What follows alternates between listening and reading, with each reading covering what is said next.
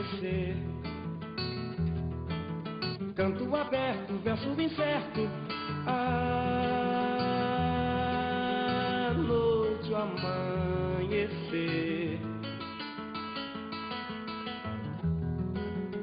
Quantas voltas dá meu mundo, sei lá.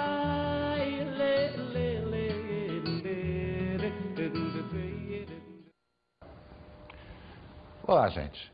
Hoje nós vamos estudar a genética das populações ou simplesmente genética populacional. E o que vem a ser isso? Na realidade, é o estudo do comportamento dos genes ao longo do processo evolutivo. Sempre se imaginou se os genes, só pelo fato deles existirem, pela presença de dominância ou de recessividade, seriam capazes de provocar a evolução de uma espécie. Vários estudos foram feitos e continuam sendo feitos para se determinar com precisão se eles são os únicos ou talvez os parceiros do processo evolutivo. Mas no fundo, o que é a genética populacional? Na realidade, qual é a influência dos genes no processo evolutivo?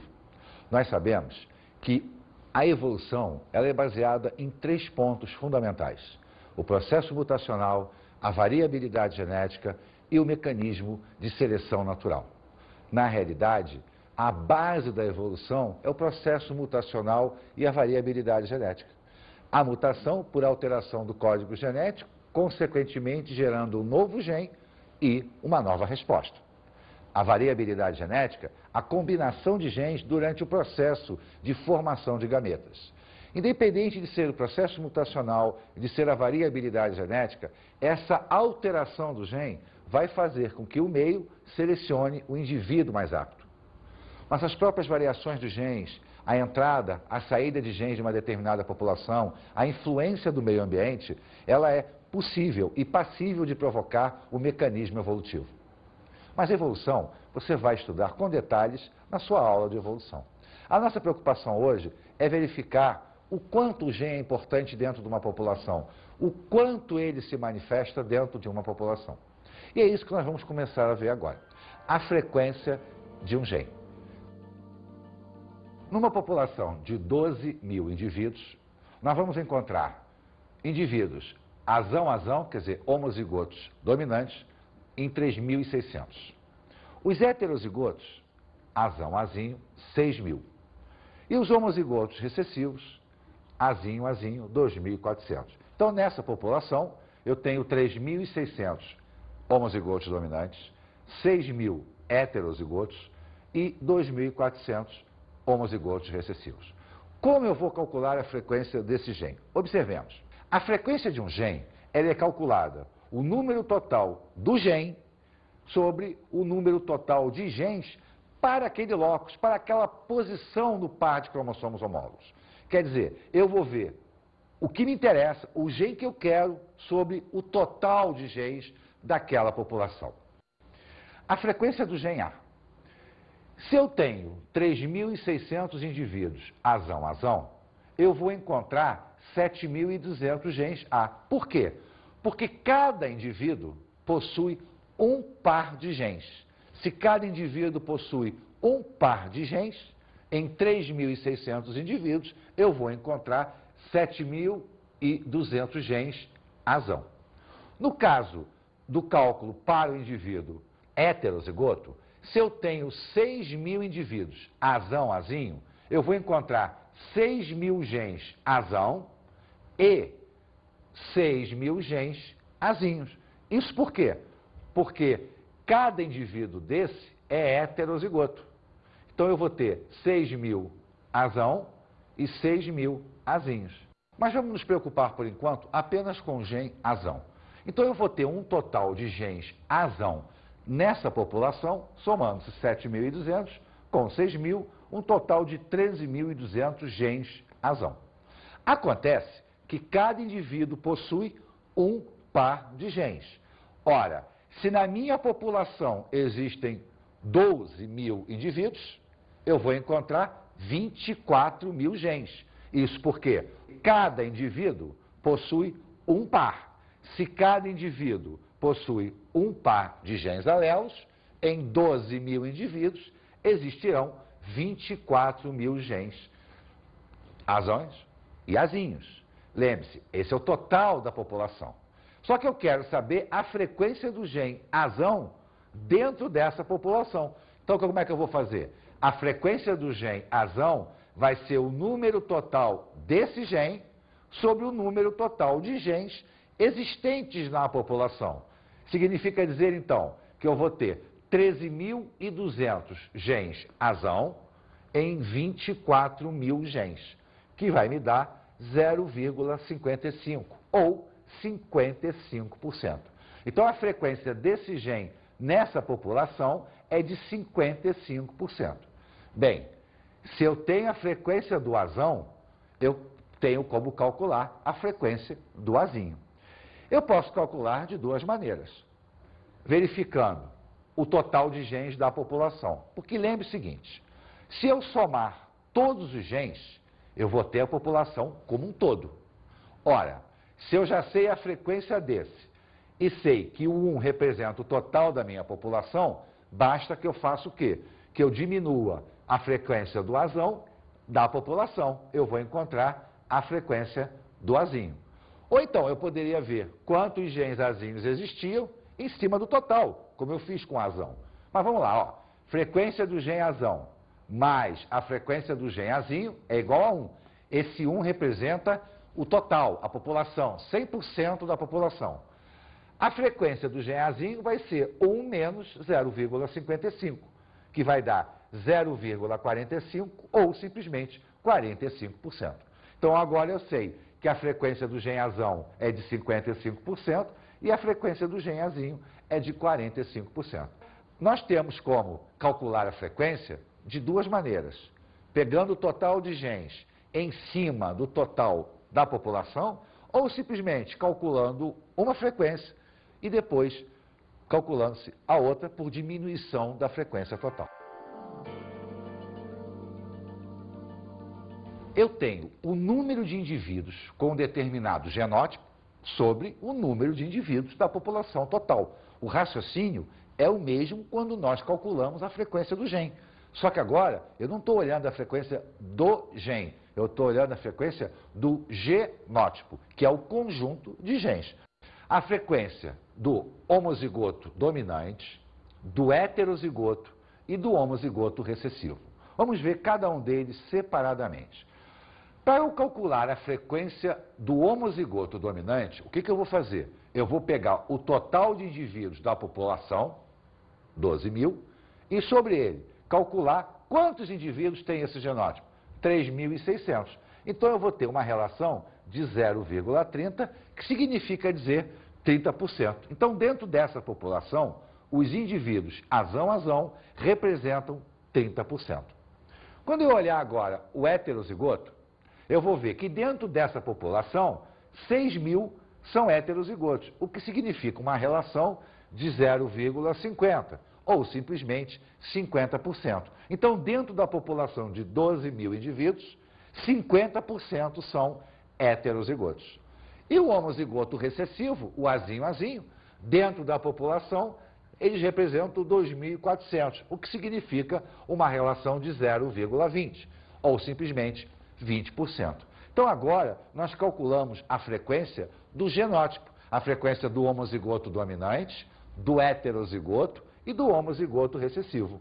Antes nós tínhamos observado o gene, agora o indivíduo, porque cada um deles apresenta um par alélico. Então dessa maneira nós temos como imaginar se uma população estará sendo alterada ou não, caso esta frequência se altere ao longo de um tempo. À medida que o tempo vai passando, se houver uma alteração nessa frequência, essa população poderá estar em evolução. Caso não ocorra essa alteração, significa dizer que a população estará estável. Nada está pressionando o gene para que sofra uma modificação. Vamos estudar agora o chamado teorema de Hardy-Weinberg. Esse teorema demonstra a frequência de genes dentro de uma população. Mas para melhor ilustração, vamos ouvir um texto a respeito de Hardy, que era um matemático inglês, e do Weinberg, um geneticista alemão. Vamos a ele.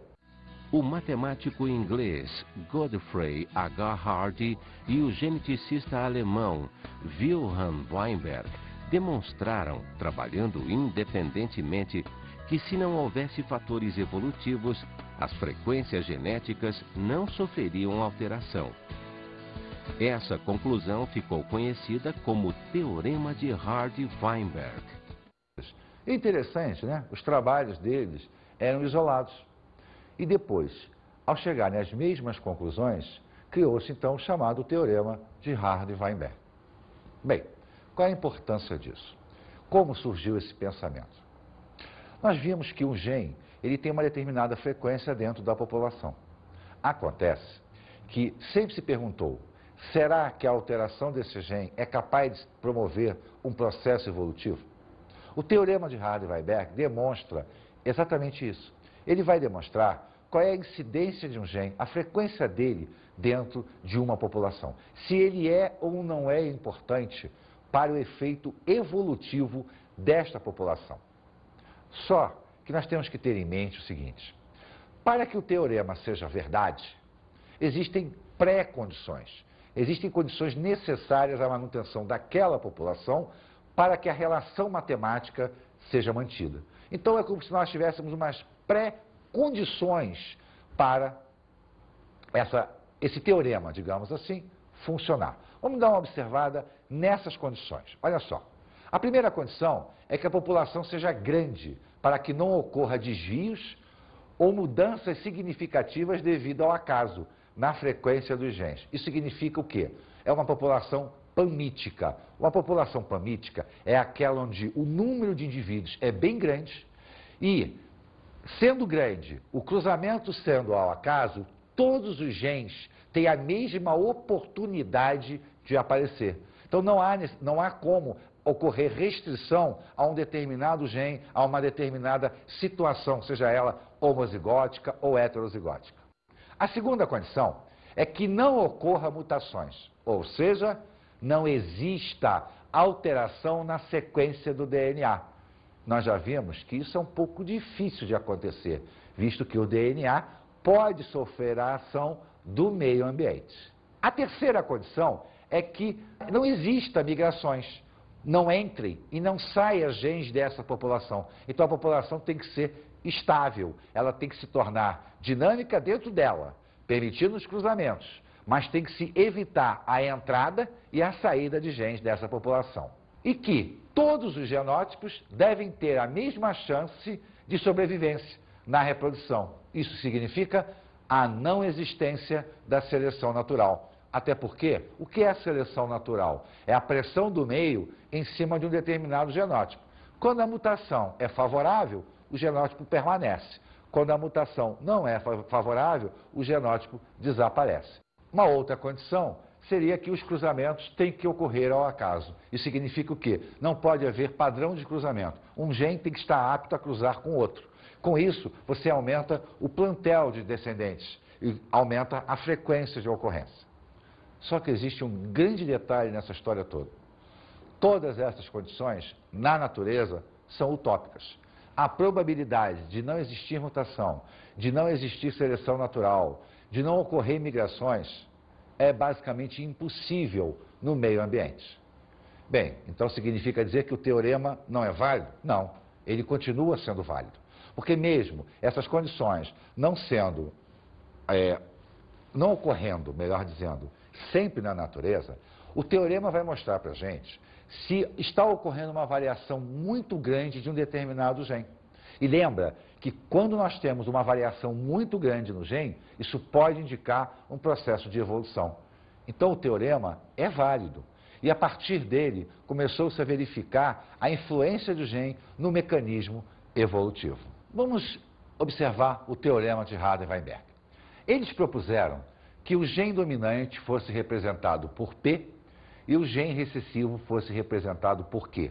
Então, na realidade, ao invés de nós usarmos qualquer letra, que é possível, não existe nenhum impedimento, por eles nós usaríamos P para o gene dominante, Q para o gene recessivo. Se nós pensarmos no gene Azão e o gene Azinho, como nós temos visto até agora, cruzando-se os dois heterozigóticos, quer dizer, um Azão, Azinho, vezes um azão-azinho, para que eu tenha azão-azão nessa descendência, eu tenho que ter a probabilidade do óvulo ter o gene azão e o espermatozoide também, para que possa ocorrer a união dos dois e encontrar um homozigoto. Olha, mas o que significa azão-azão? Não é a probabilidade do azão vezes a probabilidade do azão? Lembra que a regra do E, eu tenho que ter azão e azão. E pela matemática, o que acontece? Nós multiplicamos as probabilidades isoladas. Ou seja, se eu multiplicar azão vezes azão, ou simplesmente P vezes P, usando o P para representar o gene dominante, eu vou encontrar P ao quadrado. Então, para calcular a frequência do homozigoto dominante, eu teria P ao quadrado. Vamos olhar agora homozigoto recessivo.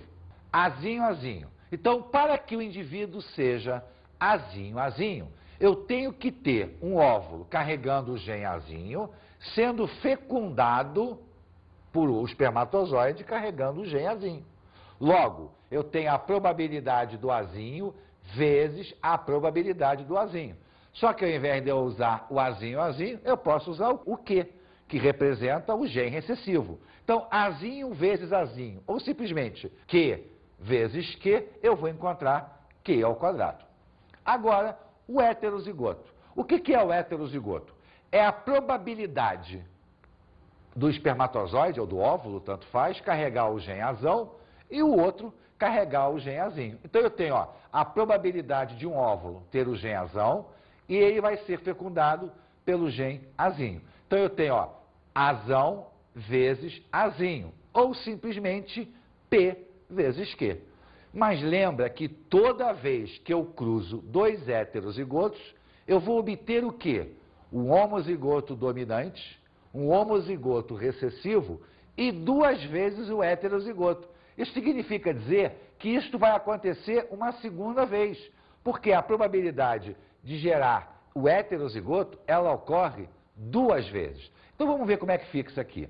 Eu vou ter então uma relação, P ao quadrado, representando o homozigoto dominante, duas vezes P vezes Q, representando o heterozigoto, mais Q ao quadrado, que representa o homozigoto recessivo. Olha, mas o que significa essa expressão aqui? Essa expressão é o desenvolvimento de um binômio elevado ao quadrado, não é isso? Eu vou ter P mais Q ao quadrado e ao formular essa resposta, eu vou encontrar este resultado aqui. Então, isto representa a relação dos genes de acordo com o teorema de Hardy-Weinberg dentro de uma população. O teorema, então, P mais Q ao quadrado é igual a 1. Lembrando sempre que o 1 representa os 100%, a população como um todo. Quando eu faço esta demonstração aqui, P ao quadrado mais duas vezes P vezes Q mais Q ao quadrado. Na realidade, o teorema, demonstrado ele ponto a ponto, é nada mais nada menos que a resolução matemática dessa expressão aqui.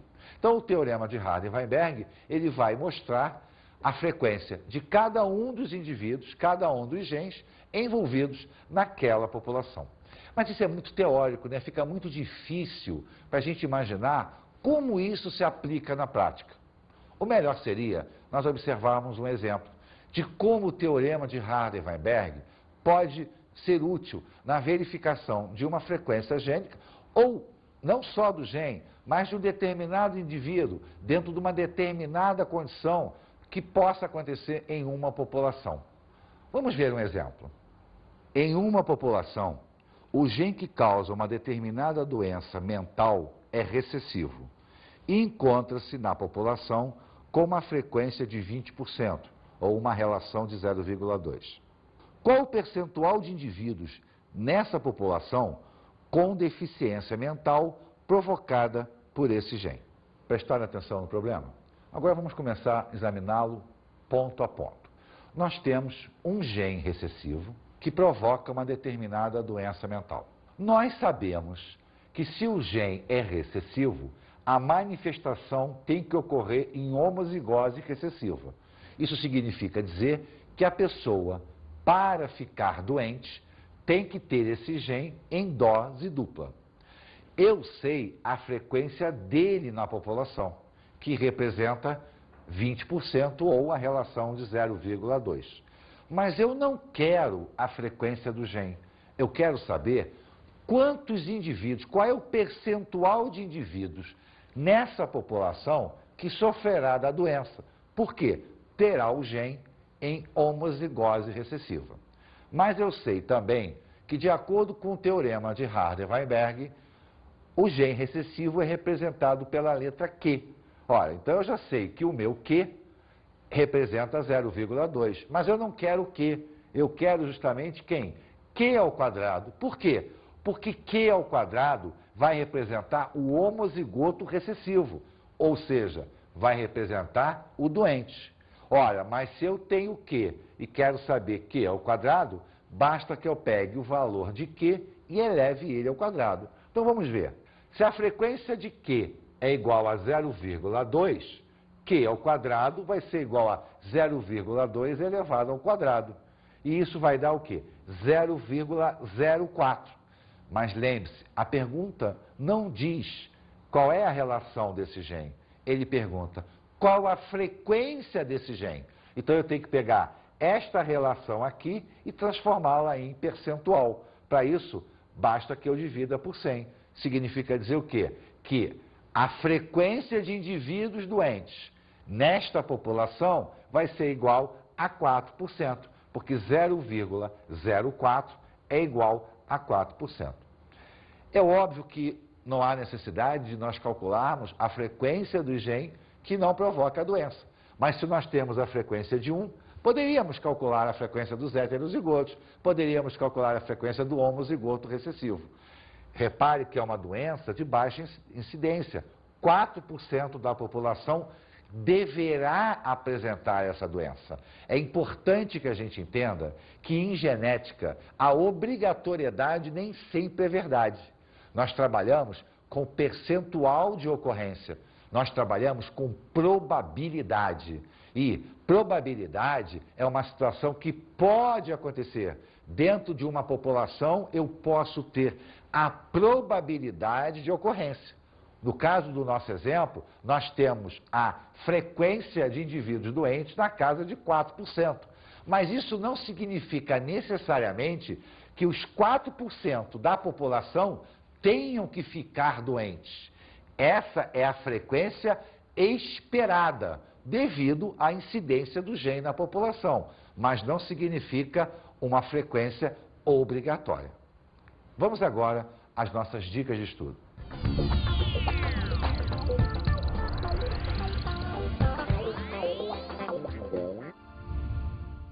Hoje nós estudamos a genética populacional. E uma dica que eu dou a vocês é fazer muito exercício. Por quê? Porque se você prestou bem atenção, essa parte da biologia depende muito da matemática. Uma matemática simples, com certeza. Uma matemática que envolve percentual, envolve fração, envolve raiz quadrada, envolve exponencial.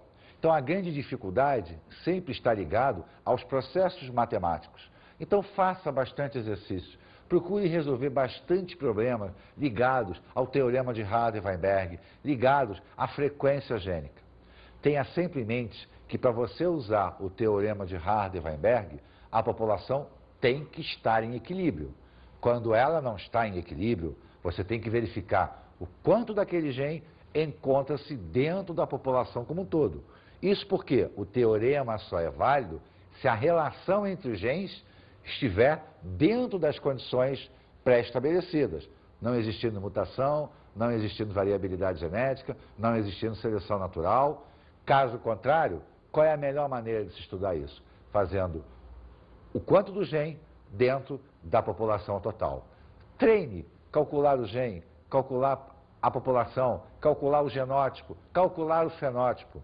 Na realidade, esse momento da genética requer muito exercício, requer muito treino. Bons estudos.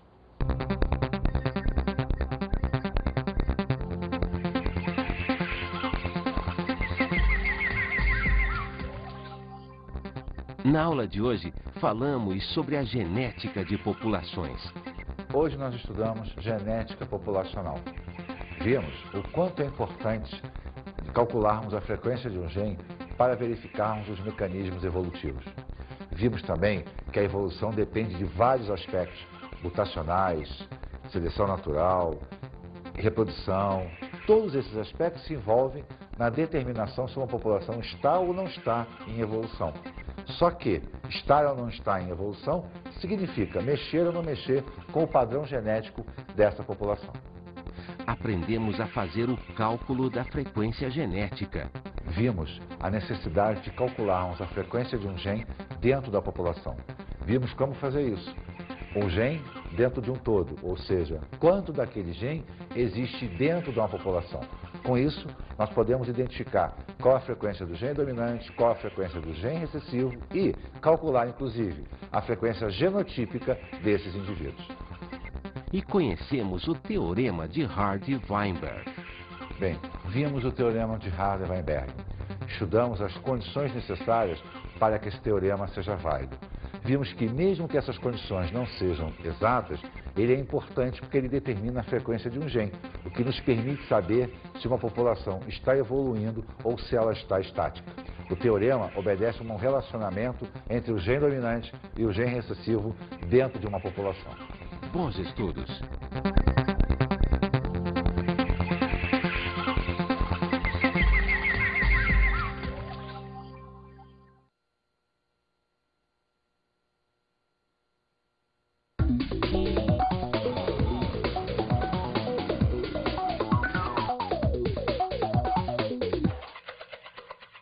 Nós sabemos que a maior dificuldade dos alunos em relação à genética populacional não está ligado fundamentalmente à biologia, e sim à deficiência matemática que acarreta isso. Eu acho que a melhor maneira de se testar a genética populacional, ensinar aos nossos alunos, é fazer muito exercício com eles, visto que eles sempre apresentam duas dificuldades. Primeiro, identificar se uma população está ou não está em equilíbrio. Qual método utilizar? O do todo ou o teorema de Hardy-Weinberg? Segundo, calcular raiz quadrada, elevar ao quadrado, calcular frequência. É difícil para o aluno, eles têm uma certa dificuldade. Então eu acho que se nós fizermos bastante exercício voltado para esse tópico, a chance dele pegar o mecanismo, dele começar a entender melhor o processo, se tornará muito mais fácil.